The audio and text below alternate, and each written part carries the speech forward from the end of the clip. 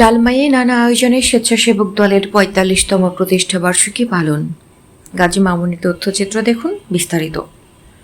বাংলাদেশ জাতীয়তাবাদী স্বেচ্ছাসেবক দলের ৪৫তম প্রতিষ্ঠাবার্ষিকী উপলক্ষে কুমিল্লার লালমাইয়ে বর্ণাঢ্য র্যালি, বৃক্ষরোপণ ও পরিচ্ছন্নতা কার্যক্রম অনুষ্ঠিত হয়েছে। বুধবার ২০ আগস্ট বিকেলে লালমাই উপজেলা স্বেচ্ছাসেবক দলের উদ্যোগে এই কর্মসূচির আয়োজন করা হয়। এ সময় উপজেলা পরিষদ প্রাঙ্গণে বিভিন্ন ধরনের চারাগাছ রোপণ, বাগমারা বিশ্বসজ্জা বিশিষ্ট হাসপাতাল প্রাঙ্গণে পরিচ্ছন্নতা কার্যক্রম করেন তারা।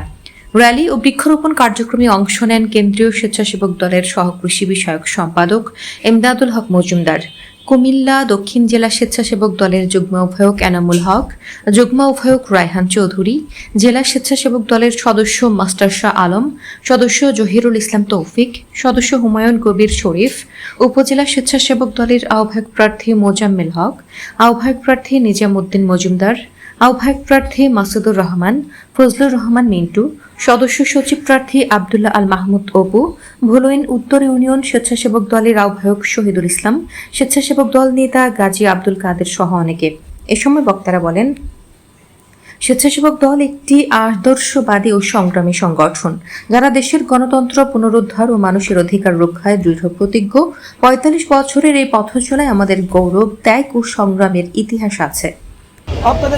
আপনাদের ছাত্র দল আছে, যুব দল আছে, স্বেচ্ছাসেবক দল কেন গঠন করেছেন? উনি মুচকে হাসি দিয়ে বলল, যেখানে যুব দল ছাত্র দল ব্যর্থ হবে, ওইখানে স্বেচ্ছাসেবক দল এগিয়ে যাবে। ওই মানবতার পেরিওলা আজকে আমরা ওনার কারণে বাংলাদেশে একটা সুশৃঙ্খল স্বেচ্ছাসেবক দল আমরা করতে পেরেছি। এবং আমি মনে করি সারা বাংলাদেশে যতগুলো সংগঠন আছে, স্বেচ্ছাসেবক দল সবচেয়ে শ্রেষ্ঠ একটা সংগঠন। আজকে আপনাদেরকে মনে রাখতে হবে, শুধু আমরা মিছিল মিটিং করলে হবে না, আমাদেরকে অবশ্যই মানুষের কল্যাণে কাজ করতে হবে। কারণ দিন শেষে আপনারা জানেন, আমরা দেশের সকল ক্ষমতার উৎস জনগণ। আপনাকে আমাদেরকে সবাইকে জনগণের কাছে যেতে হবে, জনগণের কাছে আপনি জবাব দিতে হবে।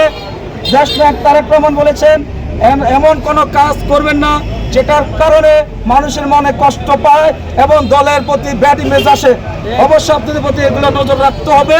কারণ দিন শেষে যদি আপনার পাশে জনগণ না থাকে, মানুষ না থাকে, তাহলে আপনি কোনো নেতা হতে পারেন না।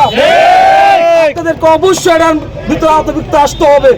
দেশনায়ক তারেক রহমান বলেছেন, আগামীতে আমাদেরকে আরো অনেক ধরনের কাজ দেওয়া হবে দেশ বিনির্মাণে। আপনারা জানেন, দেশনায়ক তারেক রহমান ৩১ দফা দাবি দিয়েছেন। এই ৩১ দফার মধ্যে বাংলাদেশকে একটা আধুনিক বাংলাদেশ গঠন করার জন্য প্রত্যেকটা জিনিস এখানে আছেন। আর এখানে দেশনায়ক তারেক রহমানের যে ৩১ দফা, তা বাস্তবায়ন করার জন্য আমাদের সকলকে সম্মিলিতভাবে ইনশাল্লাহ এগিয়ে যেতে হবে এবং দেশকে আগে নিতে হবে।